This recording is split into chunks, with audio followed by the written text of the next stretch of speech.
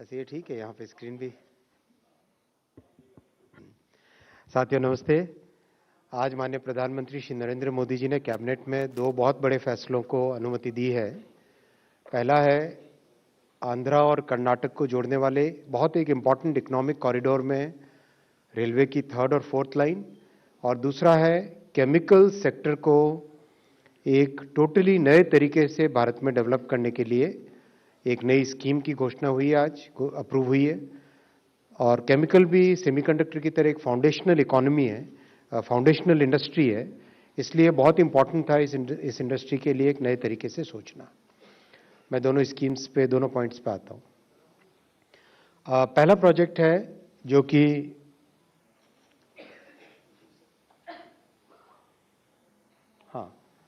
पहला प्रोजेक्ट है जो अगर आप देखें कर्नाटका और आंध्रा को जोड़ने वाली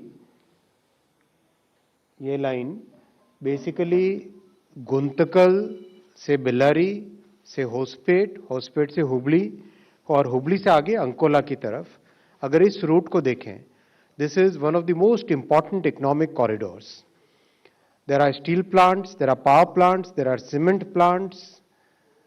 एक मेजर इकोनॉमिक एक्टिविटी इस एरिया में होती है। That's why if you recall कुछ ही महीनों पहले एक कैबिनेट का अप्रूवल हुआ था from Bellary to Hospet 3rd and 4th line. आज अप्रूवल हुआ है गुंतकल से Bellary 3rd and 4th line, और उसके आगे फिर होसपेट से Hubli 3rd and 4th line का ऑलरेडी डीपीआर अंडर प्रिपरेशन है। यानी गुंतकल से लेके all the way to Hubli and beyond that Hubli से अंकोला की न्यू लाइन, ये करने से नॉर्थ कर्नाटका का एक कंप्लीट इकोनॉमिक कॉरिडोर बनता है। यही इस प्रोजेक्ट की सबसे बड़ी इंपॉर्टेंस है। तो आज ये प्रोजेक्ट अप्रूव हुआ। बहुत बड़ा प्रोजेक्ट है, 46 किलोमीटर्स का, 1264 करोड़ रुपीस का इन्वेस्टमेंट इसमें आएगा। कर्नाटक आंध्र प्रदेश दोनों को जोड़ेगा ये। एक बड़ा मेजर ब्रिज है वेदावती रिवर पे, और उसके अलावा 7 मेजर ब्रिजेस हैं, 52 माइनर ब्रिजेस हैं, और 3 साल का ये प्रोजेक्ट का ड्यूरेशन है। करीब करीब 80% of the land is already available on this alignment. बाकी 20% लैंड अक्वायर करनी पड़ेगी, तो प्रोजेक्ट काफ़ी तेजी से हो जाएगा। लॉन्ग लीड आइटम केवल वेदवती रिवर पे ब्रिज है, मेगा ब्रिज है। बाकी सारे के सारे आइटम्स इसमें बहुत स्पीड से हो जाएंगे। जैसा आप जानते हो, अगर रेलवे से किसी कार्गो को ट्रांसपोर्ट करें तो हाईवे के कंपैरिजन में 89% लेस CO2 एमिशंस होते हैं। यानी it is 89% less polluting compared to highway transportation, road transportation. Secondly, cost wise it is significantly lesser compared to road transportation. Cost कम है, पोल्यूशन भी कम है। दैट्स वाई दुनिया में बहुत सारे देशों ने रेलवे को प्रायोरिटी दी है, और माननीय प्रधानमंत्री श्री नरेंद्र मोदी जी ने 2014 में जिम्मेदारी लेने के बाद से कंप्लीट रेलवे सेक्टर को ओवरहॉल करने का, ट्रांसफॉर्म करने का लगातार प्रयास चल रहा है। जैसा कि आप जानते हैं, रेलवे इज नाउ 99.6% इलेक्ट्रीफाइड, और वर्ल्ड का largest electrified railway network Bharat बन गया है। और परसेंटेज टर्म्स में देखो तो स्विट्जरलैंड के बाद में सेकंड नंबर पे है। स्विट्जरलैंड इज 100% और इंडिया इज 99.6%। हालांकि स्विट्जरलैंड का railway network is just about 5000 kilometres, 5000 kilometre उनका रेलवे नेटवर्क है, और भारत का 1,35,000 किलोमीटर का ट्रैक किलोमीटर्स का रेलवे नेटवर्क है। तो कंपैरिजन अगर करो, और उसके बाद में चाइना आता है नंबर 3 पे। चाइना इज अबाउट 80 के आसपास परसेंट है, और उसके बाद में फिर कई कंट्रीज आती हैं। तो overall our countries performance on green transportation has been very good. और अभी तो recently hydrogen train has done very well, as all of you aware. पिछले 17 जुलाई को माननीय प्रधानमंत्री जी ने हाइड्रोजन ट्रेन जींद से इनॉग्रेट की थी। कल या रादर आज सुबह तक इसके 1000 किलोमीटर्स फ्लॉलेस कंप्लीट हो गए। 1000 kilometres of hydrogen train running without any issues. शुरू का पीरियड बहुत इंपॉर्टेंट होता है ट्रेन के कॉमर्शियल रन में, तो we are very vigilant over each and every parameter. We are measuring about some 130 odd parameters continuously हम मेजर कर रहे हैं उसमें। कैसा उसका बिहेवियर है, किस तरह के उसके पैरामीटर्स के वैल्यूज आ रहे हैं, वो सब चीज़ें मेजर कर रहे हैं। तो इस प्रोजेक्ट से 16 मिलियन टन जो एक्स्ट्रा कार्गो आएगा, that is equivalent to planting 27 lakh trees.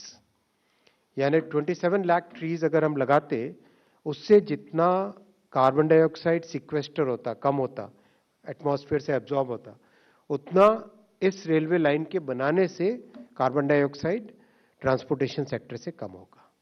So that's why it is equivalent to planting 27 lakh trees. 31 lakh human days का एम्प्लॉयमेंट इससे जनरेट होगा और 149 करोड़ लॉजिस्टिक्स कॉस्ट देश की बचेगी। सेकेंड मैं पॉइंट आता हूं, भव्य रसायन स्कीम। हम सब जानते हैं कि इकोनॉमी में there are certain industries which are foundational industries, जैसे steel industries a foundational industry, chemical industries a foundational industry, semiconductor industries a foundational industry. Foundational industry का इंपॉर्टेंस इसलिए होता है that foundational industry supplies material to many other industries. अगर आपके पास देश में एक फाउंडेशन इंडस्ट्री स्ट्रांग है, तो उस फाउंडेशन इंडस्ट्री पे you can build many other industries. Chemical is one of those industries जिसमें if you have that industry in your country, then you can have multiple other industries which are based upon chemical industry. So that's why माननीय प्रधानमंत्री जी ने इस industry पे बहुत ध्यान देके भव्य रसायन स्कीम बनाई है। भव्य रसायन स्कीम का बेसिक थीम है plug and play chemical parks. Plug and play chemical parks time tested strategy है, दुनिया के कई देशों ने की है ये। और इस स्ट्रैटेजी में केमिकल में कॉम्प्लेक्सिटी आती है एनवायरमेंटल इश्यूज के कारण। एनवायरमेंटल कंसर्न्स बहुत इंपॉर्टेंट है केमिकल इंडस्ट्री में, सेफ्टी कंसर्न्स बहुत इंपॉर्टेंट है केमिकल इंडस्ट्री में।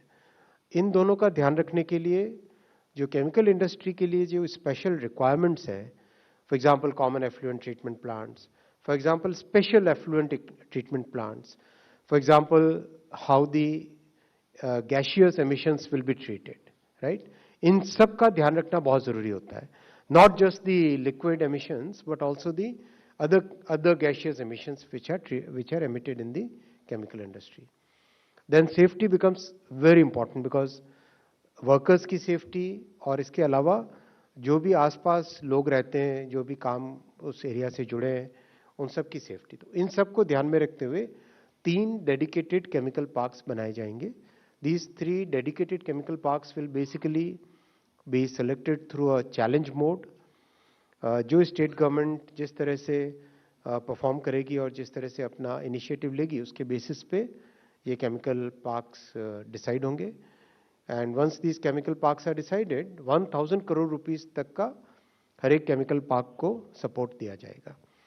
And support will basically be in the form of common infrastructure, which I said, like common effluent treatment plant, special effluent treatment plants, then a very different quality of safety related infra, let's say healthcare में, let's say fire safety से related, इन सब का burn safety से related, इन सब चीज़ों के लिए बहुत स्पेशल इसमें ध्यान दिया जाएगा। ये बहुत इंपॉर्टेंट है देश के लिए।